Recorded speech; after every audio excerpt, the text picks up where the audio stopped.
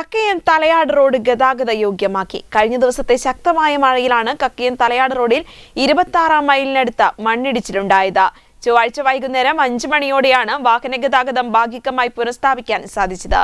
അതേസമയം മണ്ണിടിച്ചിൽ ഭീഷണി നിലനിൽക്കുന്നതിനാൽ രാത്രിയാത്ര നിരോധനം ഏർപ്പെടുത്തി. കക്കയം തലയാട് റോഡിൽ 26-ാം മൈലിനടുത്ത് കനത്ത മഴയിൽ മണ്ണിടിച്ചിലുണ്ടായതിനെ തുടർന്ന് റോഡിലേക്ക് വീണ കല്ലുകളും മണ്ണും മരങ്ങളും നീക്കം ചെയ്ത് റോഡ് ഗതാഗത യോഗ്യമാക്കി. തിങ്കളാഴ്ച രാത്രി 9 മണിയോടെയാണ് മണ്ണിടിച്ചിലുണ്ടായത്. 29-ാം മൈൽ തലയാട് ഭാഗത്ത് മലയോര ഹൈവേ നിർമ്മാണവുമായി ബന്ധപ്പെട്ട് റോഡിന്റെ വീതി കൂട്ടൽ പ്രവർത്തനങ്ങളുടെ ഭാഗമായി സൈഡിലെ മരങ്ങളും മണ്ണും നീക്കം ചെയ്യുന്ന പ്രവൃത്തിയെ തുടർന്ന് പാതയോരത്തെ മണ്ണും കല്ലുകളുമെല്ലാം ഇളകിക്കിടക്കുന്ന സാഹചര്യമുള്ളതിനാലാണ് ഇവ മഴ ശക്തമായതോടെ റോഡിലേക്ക് വീണത്. ഏറെ നേരത്തെ പരിശ്രമത്തിനൊടുവിൽ ചൊവ്വാഴ്ച വൈകുന്നേരം 5 മണിയോടെയാണ് വാഹന ഗതാഗതം ഭാഗികമായി പുനഃസ്ഥാപിക്കാൻ സാധിച്ചത്.